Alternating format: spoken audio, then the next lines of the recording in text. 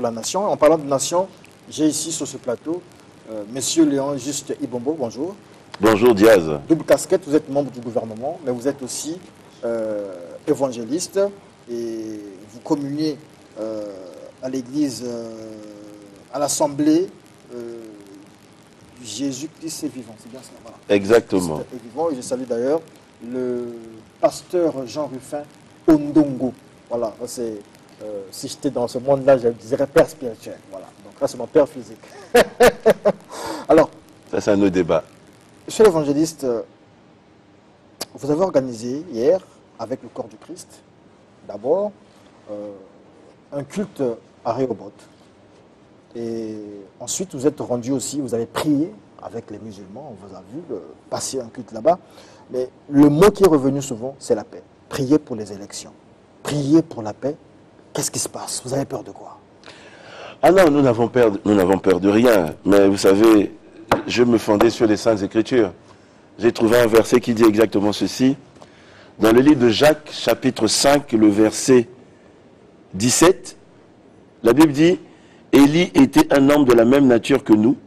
Il a prié avec insistance pour qu'il ne pleuve pas, et il n'est pas tombé de pluie sur la terre pendant 3 ans et 6 mois. Puis il a de nouveau prié, et le ciel a donné de la pluie, et la terre a produit son fruit. » Pourquoi? Lorsque nous traversons des périodes les plus difficiles, critiques, importantes, on a besoin de communier avec le Seigneur pour que tout ce que nous organisons soit béni par la main du Seigneur. On a besoin de ça. C'est très important et vous avez parlé pourquoi est-ce que nous avons organisé cette messe des chrétiens à l'église Rehoboth. C'est parce que justement on voulait que les chrétiens lèvent la voix, invoquent le Seigneur, pour que le Seigneur... Parce que la Bible dit, si l'Éternel ne bâtit la maison, ceux qui la bâtissent travaillent en vain. Mais s'il n'y a pas, je ne comprends pas. Tous les jours, on doit appeler Dieu, on doit remettre le pays entre les mains de Dieu. Ça a été déjà fait, le président de la République avait déjà remis... Est-ce que ce n'est pas suffisant? Ce n'est jamais suffisant. Le souffle de vie, nous l'avons gracieusement. Demain, on ne sait pas si le souffle de vie que Dieu nous a... Peut-être que c'est la responsabilité de l'Église aussi. Vous ne veillez pas assez, vous n'intercessez pas assez. Ah, si. Ou peut-être qu'il y a beaucoup de mauvaises pratiques au sein de vous qu'Ésaïe 59 s'applique. Non, non. Ésaïe 59, parce que il y a ce qu'on appelle dans le jargon des chrétiens l'accusateur qui est toujours là. Il y a l'empêcheur qui est toujours là. C'est-à-dire que la personne, dans la Bible par exemple, l'apôtre Paul devait aller évangéliser les cités d'Asie, mais l'empêcheur l'a empêché d'aller en Asie. On l'a empêché. C'est le diable l'empêcheur. C'est le méchant. C'est celui qui ne veut pas qu'il y ait la paix, puisqu'il y a un ambassadeur de la paix, on parle de la paix. Mais la véritable paix, c'est Dieu qui la donne. Mais pour avoir cette paix, il faut la chercher auprès du Seigneur. On dit, je vous donne ma paix, je vous laisse la paix. Mais ce n'est pas la paix, c'est Dieu qui la donne. Donc on a besoin de se ressourcer, d'aller encore communier auprès du Seigneur pour avoir un boulevard. Voilà, pour avoir un boulevard. Et si je me permets de le dire, dans le cadre de la stratégie de campagne d'un candidat, est-ce que si je peux citer, vous m'autorisez, je vais citer. Ne faites pas de propagande. Je ne fais pas de propagande. Bon, dans le cadre de la stratégie d'un candidat, ce candidat a mis en place une division qui doit travailler avec les confessions religieuses. Parce que justement, ce candidat croit qu'on a besoin d'être en union de prière. Voilà pourquoi, voilà la raison pour laquelle on a prié avec les chrétiens à Rehoboth.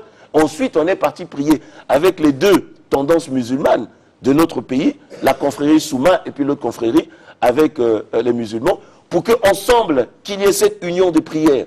Et vous savez, il y a un grand homme, j'aime bien le citer, c'est pas un Congolais, hein, c'est le président François Mitterrand. Le président François Mitterrand, au cours d'une interview, il a dit « Je crois en la force de l'esprit ».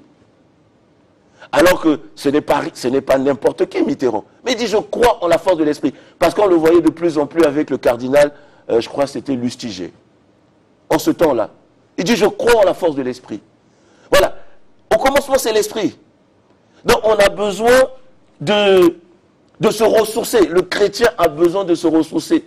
Le président en 98 a remis le pays entre les mains du Seigneur. Il a remis le pays, mais on doit rappeler cela. Vous savez, dans la Bible, il y a une phrase qui revient toujours. Souvenez-vous que vous étiez esclaves en Égypte. Vous allez lire tout l'Ancien Testament et même le Nouveau Testament. Cette phrase revient toujours. Dieu rappelle toujours à son peuple, vous étiez esclaves quelque part. Si vous étiez esclaves, c'est-à-dire que vous devez vous souvenir de la personne qui vous a fait sortir de cette... On va suivre d'abord cet extrait-là, les moments d'hier, suivant au moins ce qui s'est passé à Rehoboth.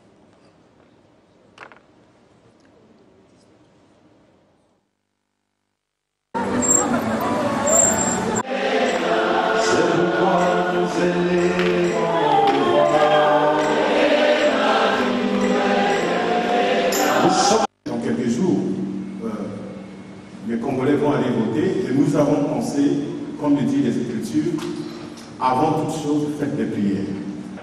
J'ai essayé de scruter dans la parole de Dieu et j'ai trouvé un seul verset qui certainement résume cette intention de prière. C'est dans l'huile de Philippiens, chapitre 4, verset 23. La Bible déclare que la grâce du Seigneur Jésus-Christ soit avec vous tous. Si nous n'avons pas de grâce, nous ne pourrons rien recevoir du Seigneur. Sans ta grâce, nous ne pourrons rien faire, Seigneur. Voilà pourquoi nous te supplions, Seigneur, de répandre ta grâce dans ce pays, de reprendre ta grâce au milieu de ton assemblée réunie, réunie pour louer, non pas un homme, mais réunie pour t'adorer, réunie pour se soumettre à toi, Jésus. Oui, nous sommes venus nous soumettre à toi, Jésus, pas un homme. Nous sommes venus chercher ton réconfort, mais nous savons que ce réconfort, nous ne pourrions l'avoir qu'à travers ta grâce. Voilà, donc c'était les moments d'hier, oui, pendant les cultes. Et dimanche prochain, nous reviendrons, le jour justement de l'élection, c'est le dimanche 21. Nous reviendrons sur ce culte-là. Nous verrons avec monsieur le directeur général de la télévision nationale congolaise, André Ondélé, comment on pourra nous ajouter quelques minutes pour que nous essayons de diffuser ce clip et que nous ayons aussi notre ces cultes et que nous ayons aussi notre propre programme studio 210 à proprement parler. Monsieur le ministre, voilà, je préfère dire monsieur le ministre, et aussi monsieur le évangéliste, parce que là-bas j'ai entendu, on vous a dit que vous avez la couronne royale, vous êtes le fils du roi céleste, si je n'ai pas trop compris, vous êtes aussi roi ici, je ne sais pas moi, membre du gouvernement, bref, ça c'est eux qui ont dit ça là-bas. Mais moi quand je regarde ces images en tant que journaliste, en tant que polémiste aussi, je me dis, est-ce que ça, ce n'est pas une opération de communication? Est-ce que ce n'est pas de la manipulation politique ou est-ce que c'est du patriotisme simplement? Vous avez le choix entre ces trois. Non, c'est le rôle d'un chrétien. C'est le rôle d'un chrétien. Ce n'est ni de la manipulation, ni de la communication, ni du patriotisme, mais c'est le rôle d'un chrétien. C'est son devoir. La Bible dit il faut prier, le devoir du chrétien de prier pour les autorités. La Bible dit il faut prier pour sa nation. La Bible dit il faut que nous puissions élever nos voix afin que nous puissions demander à Dieu de bénir l'endroit là où nous vivons. C'est le devoir d'un chrétien. Avec le musulman, l'expérience a été belle aussi?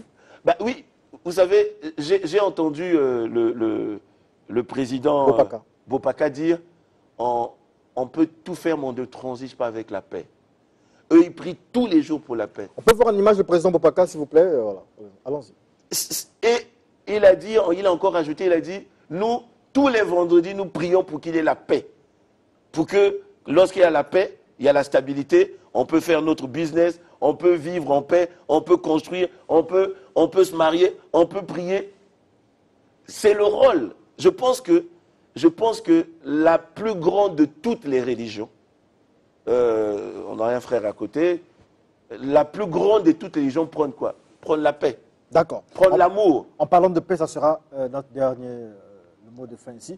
Vous avez suivi le maître Futur Sacré-Cœur Waka, oui, qui n'est pas évangéliste comme vous, mais qui est congolais comme vous, qui est ambassadeur de paix. Oui. Il a fait un rêve assez bizarre avec un baobab, je sais pas quoi. Vous avez suivi, vous l'avez suivi. Écoutez, vous êtes à côté. Qu'est-ce que vous en pensez? Ben, écoutez, je vous dis, moi je suis chrétien. Bon, chacun de nous est libre parce que le Congo est un État laïque. Chacun de nous a sa liberté d'opinion. Moi je suis chrétien, je me fonde sur les Saintes Écritures et sur la parole de Dieu. Voilà, non, parce que vous m'avez dit que votre candidat, oui, entre guillemets, oui, vous a demandé d'être en contact avec les confessions religieuses. Tout à fait, oui. Voilà, mais donc la religion, ce n'est pas seulement le christianisme. Non, mais puisqu'on était avec les musulmans. Voilà. Et aussi... Mais il peut être animiste. Vous avez vu qui est Tip Tambi? C'est qui? Oui, Oui, mais bon, écoutez, écoutez,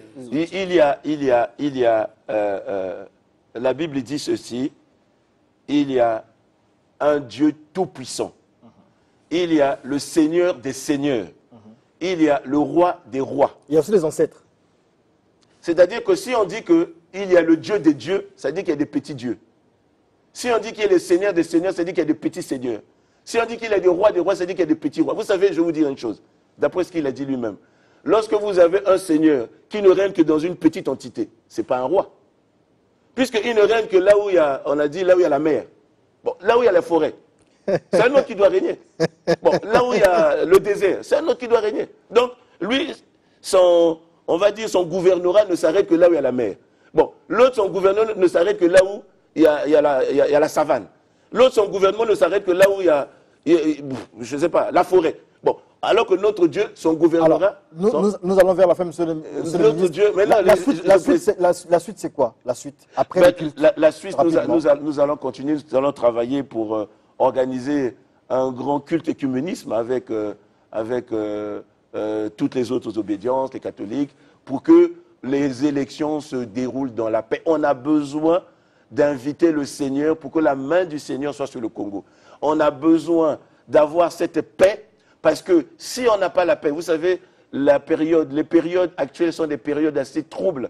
Nous avons la pandémie à coronavirus qui est là, qui nous impose une manière de vivre. Nous avons la crise économique aussi qui est là, qui nous impose une manière aussi de vivre. Et il faut être beaucoup résilient. Et nous avons ces élections qui souvent sont des temps d'incertitude. Donc on a besoin pour avoir un boulevard, comme je l'ai dit tantôt, de pouvoir élever les prières, élever nos prières auprès du Seigneur. C'est la seule communion que nous avons le privilège d'avoir avec notre Dieu. C'est de prier, y compris les musulmans. C'est de prier pour que les élections se déroulent dans un climat totalement apaisé et que, à la suite de ces élections, que le Congo soit uni, plus fort, plus résilient, plus... voilà. On n'a pas besoin, à la suite de ces élections, que le Congo soit divisé. Non, on n'a pas besoin de division.